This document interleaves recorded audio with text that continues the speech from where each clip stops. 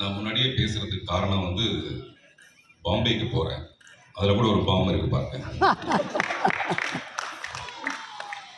நான் இந்த நிகழ்ச்சிக்கு வரவனா இல்லையான்றது வந்து தயாரிப்பாளர்களுக்கு கொஞ்சம் சின்ன டவுட் இருந்தது.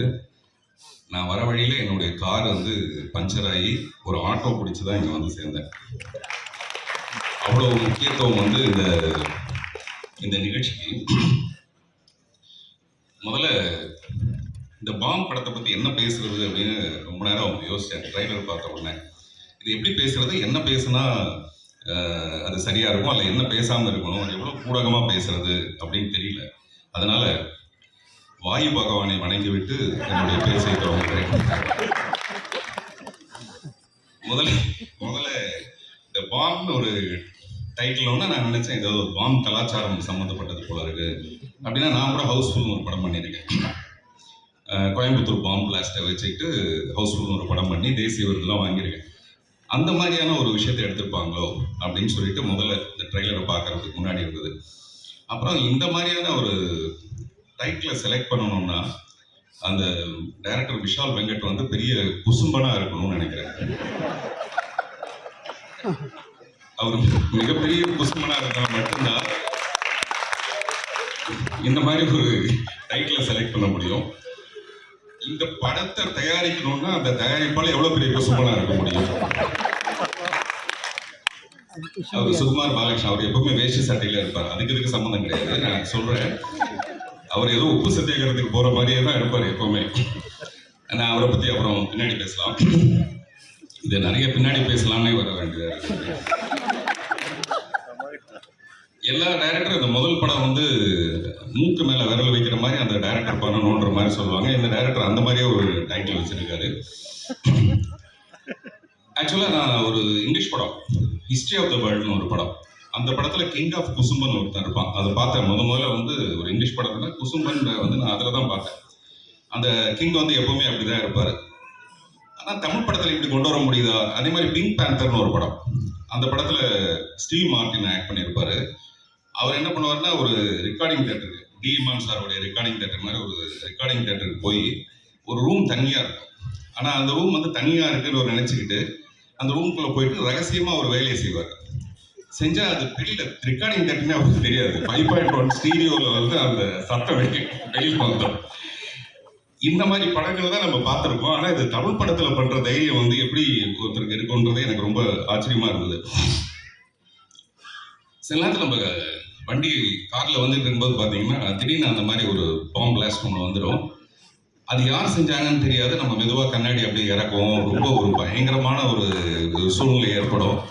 இதெல்லாம் வந்து சினிமாவில் சொல்றதுங்கிறது ரொம்ப ரொம்ப கஷ்டமான விஷயம். ஆனால் முழு படம் பார்க்கும்போது தான் நமக்கு தெரியும் இந்த படத்தில் வந்து நிறைய அன்பு தான் டீல் பண்ணியிருக்காங்கன்னு. அவரு சக்தி ஃபிலிம் ஃபேக்டரி ஒரு எனக்கு ரொம்ப நெருங்கிய நண்பர். அவர் எப்பவுமே ஒரு படத்தை செலக்ட் பண்ணணும்னா முதல்ல ஒரு பேக்ரவுண்டு பார்ப்பாரு. அந்த ப்ரொடியூசருடைய பேக்ரவுண்ட் சரியா இருக்கா, படத்தை கரெக்டாக ரிலீஸ் பண்ணிட்டு வரா, கண்டென்ட் எப்படி இருக்கு அப்படின்னு பார்ப்பாரு. இந்த கண்டென்ட் வந்து அவ்வளோ பிடிச்சிருக்கு அவருக்கு, இல்லை அந்த கண்டென்ட்டை வந்து ஜீரணிப்பாங்களா. இது வந்து ஜீரணத்துக்கும் அஜீரணத்துக்கும் நடுவில் நடக்கிற ஒரு பிரச்சனை இந்த டைட்டில்ங்கிறது. மிஸ்டர் டி இமான், டீம்ஸ்ல அவரோட ஒர்க் பண்ணதுக்கு அப்புறமேல மறுபடியும் வேற ஒரு மியூசிக் டைரக்டரோட ஒர்க் பண்ண முடியுமாங்கிறதே எனக்கு ஒரு சந்தேகம் ஆயிடுச்சு. அந்த அளவுக்கு ஒரு டார்லிங் தான் அவர் டி இமான். இங்க பேசும்போது சொன்னாங்க A centre, B centre, C centre வரைக்கும் அவர் கவர் பண்ணுவாருன்னு. எனக்கு தெரிஞ்சு அவர் டி சென்டர் வரைக்கும் கவர் பண்ணுவார். அதனாலதான் அவர் பேர் டி இமான்னு வச்சாங்க. தேவர் மகன் படத்துல அந்த இஞ்சி இடுப்பழக சாங்ல பாட சொல்லும்போது ஏன் பாட மாட்டேங்கிற, இல்லைங்க வெறும் காத்து தான் வருது அப்படின்னு அவங்க சொல்லுவாங்க. அந்த மாதிரி ஒரு சுச்சுவேஷன் இந்த படத்துல இருக்குமோ, அதுக்கு ஒரு பாட்டு போட்டிருப்பீங்களோ அப்படின்னு நினைச்சேன். காத்து வாக்குல 2 காதல்னு ஒரு படம் வந்தது சமீபத்தில். அந்த மாதிரி இந்த படத்துல எத்தனை காதல்னு எனக்கு தெரியல. அனைவரும் ஒரு காதலா தான் இருக்கும். ப்ரொடியூசரை பத்தி சொல்லணும்னா அவர் மிஸ்டர் சுகுமார் பாலகிருஷ்ணன் வந்து அவர் தான் ப்ரொடியூசர் பேர் போட்டிருக்காரு. தவிர அது முழுக்க போய் இந்த படத்தோட ப்ரொடியூசர் வந்து சதா சுகுமாரன். நான் ஏதோ பேரை தப்பா சொல்ல நினைச்சுக்காதீங்க, கரெக்டா தான் சொல்றேன் நான். ஆமா, ஏன்னா அவரு மிஸ்டர் சுகுமார் வந்து என்கிட்ட பேசும்போது சதா அவங்க பேரை பத்தி தான் சொல்லிட்டு இருப்பாரு. அதனால சுதா கிடையாது, சதா சுகுமார். உங்களுக்கு தெரியாதுங்க, மேடம் வந்து அப்படி ஒரு டேஸ்ட்டுங்க, மேடம் வந்து அது மேடம் தாங்க எல்லாத்தையும் டிசைட் பண்ணுவாங்க, மேடம் தான் உண்மையிலேயே எல்லார் வீட்லையும் மேடம் தான் டிசைட் பண்ணுவாங்க. ஆனால் அது தைரியம் இல்லை ஒரு ஆம்பளைக்கு சொல்றது. அதனால மேடம் தான், மேடம் சிரிக்கிறது பெரிய விஷயம் இல்லை. இன்னமும் கல்யாணம் ஆகி இத்தனை வருஷம் கழிச்சு இன்னும் அவர் சிரிச்சிட்டு இருக்காருன்னா டெஃபினட்டா அது காரணம் வந்து இந்த படத்தில் நடித்த ஒரு மிஸ்டர் காளி வெங்கட், நிறைய பேர் எல்லாருமே வந்து ரொம்ப கஷ்டப்பட்டு ஒரு ஒரு நிலைக்கு வந்திருக்காங்க. அந்த நிலைக்கு காரணமா ஒரு விஷால் வெங்கட்டுக்கு வந்து பாராட்டுகள். இதில் நிறைய பேருக்கு வந்து முக்கியமான பாத்திரங்கள் கொடுத்ததுக்கு. மிஸ்டர் அர்ஜுன் தாஸ் வந்து எனக்கு தெரிஞ்சு நான் கமல் சாரை ரொம்ப ரசிச்சிருக்கேன். சின்ன வயசுலேருந்தே நான் வந்து சினிமாவுக்கு வரதுக்கான இன்ஸ்பிரேஷன் வந்து கமல் சார் தான் நிறைய மேடையில் சொல்லியிருப்பேன். சமீப காலமாக இப்போ வந்திருக்க நடிகர்கள்லேயே என்ன ரொம்ப இன்ஸ்பயர் பண்ணுறது வந்து Arjun Das. Very promising actor. Promising ஆக்டர்னா அவர் ரொம்ப சிறப்பான ஒரு நிலைக்கு வருவாருன்றது வேற. இன்னொரு விஷயம் பார்த்தீங்கன்னா மாப்பிள்ள மாதிரி வந்திருக்காருல்ல, நிறைய பொண்ணுக்கு அவர் ப்ராமிஸ் பண்ணியிருப்பாரு. நான் உன்னை கல்யாணம் பண்ணிக்கிறேன், நான் உன்னை கல்யாணம் பண்ணிக்கிறேன், நான் உன்னை கல்யாணம் பண்ணிக்கிறேன், நிறைய பேருக்கு ப்ராமிஸ் பண்ணியிருப்பாரு. அதனால அவர் ஒரு ப்ராமிசிங் ஆக்டர்னு சொல்லலாம். சார் சும்மா கூச்சப்படுறதுனால நடிக்காதுங்க சார், நமக்கும் தெரியல, அதெல்லாம் கிராஸ் பண்ணி தானே வந்திருப்போம். நீங்க குட் பை டாக்லி பார்த்தீங்கன்னா எல்லாரும் வந்து அஜித் சாரை ரசிச்சிட்டு இருக்கும்போது நான் நினைக்கிறேன் அஜித் சார் படம் பார்க்கும்போது அர்ஜுன் தாஸை ரசிச்சிருப்பாரு. ஏன்னா அப்படி ஒரு காம்படிஷன், அப்படி ஒரு பியூட்டிஃபுல்லாக பார்த்தாரு பண்ணியிருந்தார் அந்த படத்தில். நான் பொதுவாக கதை எழுதுனேன்னா வந்து ஹீரோயினை மட்டும்தான் கவனத்தில் வச்சுக்குவேன். இந்த ஹீரோயினுக்கு இப்படி ஒரு சீன் பண்ணலாமா அப்படின்ட்டு. பட் என்னுடைய கெட்ட நேரம் பாருங்க, அர்ஜுன் தாஸை வச்சு நான் வந்து ஒரு படம் பண்ணலாமா அப்படின்னு கெட்ட நேரம் நான் சொல்றது சந்தோஷத்தில் சொல்கிறேன். ஹீரோயின் எல்லாம் மறந்துட்டு ஒரு ஹீரோவை சென்டர் பண்ணி அர்ஜுன் தாஸை சென்டர் பண்ணி ஒரு படம் பண்ணலாமா. நான் அர்ஜுன் தாஸ் கூட நான் சொன்னேன், அதுக்கான வாய்ப்பு இப்பவே அவர் சொல்றாரு ஜூன் வரைக்கும் டேட் இல்லைங்கிறாரு. இந்த படம் வந்ததுன்னா 27 ஜூன் வரைக்கும் டேட் இல்லைன்னு சொல்லுவாரு. சில நேரத்தில் தோத்து போனா கூட பரவாயில்ல, நம்ம ஆசைப்படுறதுல ஒன்றும் பெரிய தப்பு இல்லை. அதனால நான் கதை சொல்றேன். சிவாத்மிகா வந்து நான் சின்ன பையனால பார்த்துருக்கேன். இல்லை அவங்க ரொம்ப சின்ன பொண்ணா இருக்கும் போது பார்த்துருக்கேன். இந்த ஷாக் இருக்கு இல்லையா, அந்த ஷாக்காக தான் நான் அப்படி சொன்னேன். நான் ரொம்ப ஆசைப்பட்டேன் அவங்க டெஃபினட்டாக ரொம்ப சிறப்பான ஒரு நிலைமைக்கு வருவாங்க. அது இந்த படத்துக்கு அப்புறமேல வரும்போது சந்தோஷமா இருக்கும்.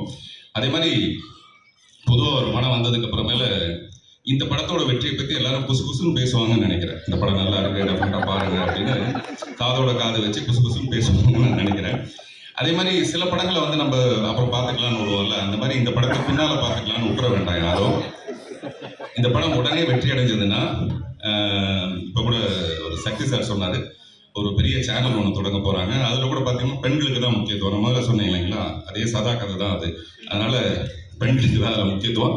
இந்த ப்ரொடியூசர் வந்து நிறைய படம் பண்ணுவாங்க, அதுக்காகவாது டெஃபினட்டாக இந்த படம் வெற்றி அடையணும். அப்படி நிறைய படம் பண்ணும்போது பொதுவாக ஒரு படம் வெற்றி அடைஞ்சதுன்னா பார்ட் 1, பார்ட் 2, பார்ட் 3 எடுப்பாங்க இல்லையா. இந்த படத்தை பார்ட் 1, பார்ட் 2, பார்ட் 3 அப்படின்னு எடுப்பாங்க. நன்றி வணக்கம். நான் வந்து முன்னாடி கலந்து பண்ணிட்டு எல்லாருக்கும் நன்றி. தேங்க்யூ. இது நான் மேண்டேட்டாக ஆல்மோஸ்ட் எவ்ரி ஸ்டேஜில் நான் ஆரம்பிக்கிற ஒரு விஷயம் அது.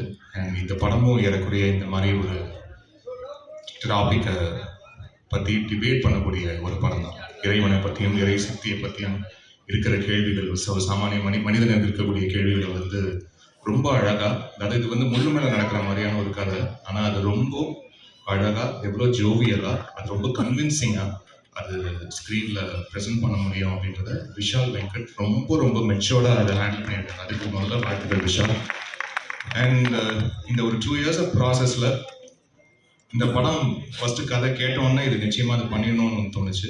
எனக்கு அதை தாண்டி விஷாலுடைய ஃபர்ஸ்ட் படம் எனக்கு ரொம்ப பிடிக்கும். அண்ட் இந்த படம் தாண்டி இந்த படத்துடைய ஒர்க்கிங் ப்ராசஸ் முழுக்க இந்த 2 ஆண்டு காலமாக வந்து இருக்கக்கூடிய ஒர்க்கிங் ப்ராசஸ், ஒவ்வொரு பாடல் இந்த படத்தில் 5 songs அண்ட் ஒரு மியூசிக் தீம் இருக்குது. ஒவ்வொரு சாங் பண்ணும்போதும் அவ்வளோ இனிமையாக இருக்குது. இந்த மனுஷனோட சேர்ந்து ஒர்க் பண்ணும்போது அவ்வளோ இனிமையான ஈவினிங்ஸ், மோஸ்ட்லி ஈவினிங்ஸாக நாங்கள் சந்திச்சுட்டு சாங்கை பற்றி டிஸ்கஸ் பண்ணுறது, சாங் டியூன்ஸ் பண்ணுறது, லிரிக் பற்றி டிஸ்கஸ் பண்ணுறது அப்படின்ட்டு. I had a blast, Vishal. Thank you so much for this opportunity. And நல்ல தமிழ் வார்த்தைகள் இருக்கக்கூடிய பாடல்கள், அதுவும் இந்த மாதிரியான ரூட்டடான ஃபிலிம்ஸ்க்கு, ரொம்ப வந்து ஒரு ரீஜனல் கனெக்ட் இருக்கிற ஃபிலிம்ஸ்க்கு வந்து நல்ல தமிழ் இசையோட நல்ல தமிழ் வார்த்தைகளோட பாடல்கள் ஒலிக்கணும் அப்படின்றது வந்து என்னுடைய அந்த ரீஜனல் கனெக்ட் இருப்பது நல்லதுன்னு நினைப்பேன் நான். அது எப்போவுமே ஒரு ஒரு இசையை கேட்டால் இது வந்து நம்மளுடைய மண் சார்ந்த இசை, இது நம்மளுடைய தமிழனுடைய இசை அப்படின்ற ஒரு அடையாளத்தோட இருப்பது நல்லதுன்னு நினைப்பேன். அப்படி இருக்கக்கூடிய படங்கள் அமையும் போது அதுக்கு உண்மையான இசை வழங்குவது நான் நல்லதுன்னு நினைப்பேன். அப்படி ஒரு செட்டிங் ஒரு ஒரு ஒரு பேக்ரவுண்ட் செட் பண்ணி கொடுத்த விஷாலுக்கு முதல்ல நன்றி. அண்ட் ஆஃப்டர் லாங் டைம் இதில் 5 பாடல்களும் ப்ராப்பர் பிளேபேக் சிங்கர்ஸ் பாடியிருக்காங்க. அது வந்து அதுக்கு நான் விஷாலுக்கு தான் வந்து தேங்க் பண்ணுவேன். ஏன்னா ஒவ்வொரு வாட்டி சாங் சிங்கர்ஸ் பற்றி டிஸ்கஸ் பண்ணும்போது யாரை பாட வைக்கலாம் அவங்க பாட வைக்கலாமான்னு சொல்லும்போது, ஏன்னா எவ்வளவு நம்மளுக்கு பிடிச்ச குரல்கள், நம்மளுக்கு வந்து விருப்பப்பட்டு நம்ம லூப்ல கேட்ட எத்தனையோ குரல்கள் திடீர்னு நம்ம ஸ்டாப் பிளாக் டமால்னு காண போயிடும். அப்படியே நம்மளை விட்டுட்டோம் அப்படின்ற ஒரு ஃபீலிங் எனக்கு வந்து எப்போவுமே ரொம்ப இருந்துகிட்டே இருந்தது.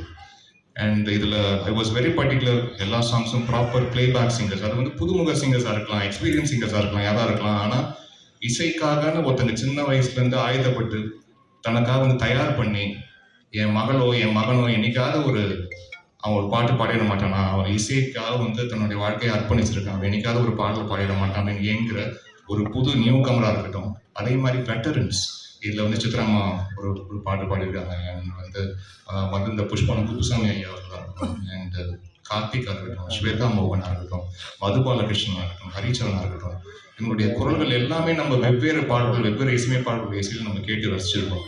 அவங்கள எல்லாரையும் இந்த திரைப்படத்துக்காக திருப்பி கொண்டு வந்ததில் எனக்கு இவ்வளவு சந்தோஷம். அதுக்கு ரொம்ப ரொம்ப தேங்க்ஸ்.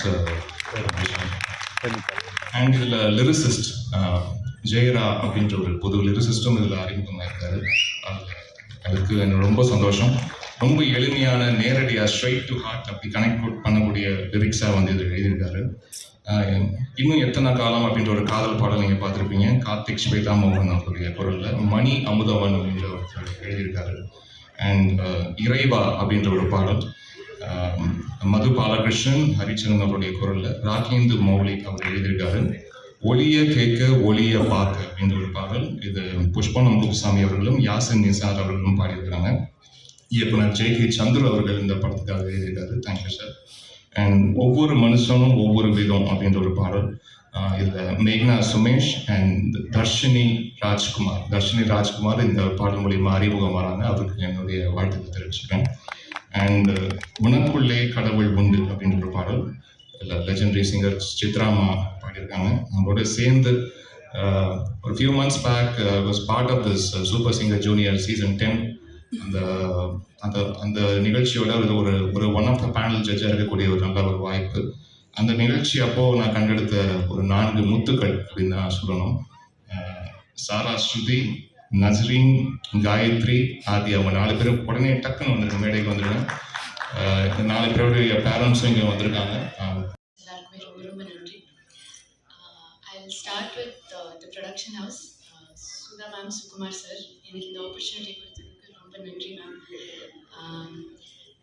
விஷால் சார் பற்றி லாஸ்ட்டில் பேசலாம்.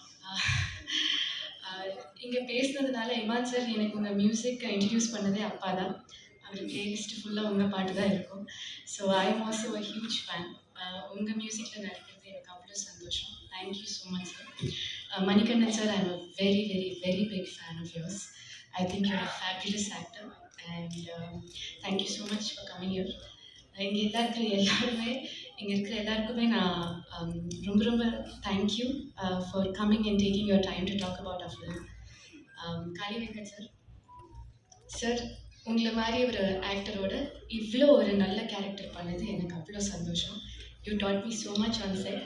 அண்ட் அந்த தோசை சாம்பாருக்காக கூட ரொம்ப ரொம்ப thank you. You're a fabulous person sir. Honour to work with you. செட்டில் என் கூட எப்போவுமே இருந்து என்னை அட் ஆல் டைம்ஸ் என்டர்டெயின் பண்ணி பார்த்துக்கிறதுக்கு பிரியாக்கும், ஸ்மிருதிக்கும், சபரீஷ்க்கும், டிஎஸ்கே மோகன் சாருக்கும் எல்லாருக்கும் ரொம்ப thanks. And Raj sir, you done a fabulous job. Servant sir, எல்லாருக்குமே, எங்கள் டீமுக்கும் எங்கள் ஏடிஸ்க்கும் எல்லாருக்குமே ரொம்ப ரொம்ப தேங்க்ஸ். எனக்கு ஸ்டேஜில் பேசுகிறதே ரொம்ப பயம். ஸோ டக்குன்னு முடிச்சிடுறேன். Vishal sir, you gone through so much. இந்த படத்துக்காக. அது வந்து சொல்லிட்டே போனால் அது ரொம்ப டைம் ஆகும். பட் லோகேஷ் சார் சொன்ன மாதிரி அவர் எப்போவுமே ஒரே வார்த்தை தான் சொல்லுவார், பார்த்துக்கலான்னு. சார் இந்த படம் எங்கள் எல்லாரையும் விட உங்களுக்காக it has to become huge. And இவ்வளோ ஒரு ஸ்ட்ராங்கான கேரக்டர், பிரபாவதின்ற ஒரு கேரக்டருக்கு நான் சூட்டபுளாக இருப்பேன் நினச்சி ஒரு ஆடிஷன் இல்லை, எதுவுமே இல்லை. He just game and set இந்த கேரக்டர் நீங்கள் தான் பண்ணணும்னு சொன்னார். அந்த ட்ரஸ்ட் என் மேலே வச்சதுக்கு ரொம்ப ரொம்ப thank you. And Arjun sir, you are a fabulous actor. எல்லாரும் சொல்கிற மாதிரி I hope this film does wonders for you. உங்களை மாதிரி ஒரு ஆக்டரோட ஒர்க் பண்ணதுக்கு அவ்வளோ சந்தோஷம். பட் அதை விட உங்களை மாதிரி ஒரு ஃபேண்டாஸ்டிக் ஃப்ரெண்ட் இந்த படத்தினால கிடைச்சதுக்கு இன்னும் சந்தோஷம். And Sakthi sir, thank you so much.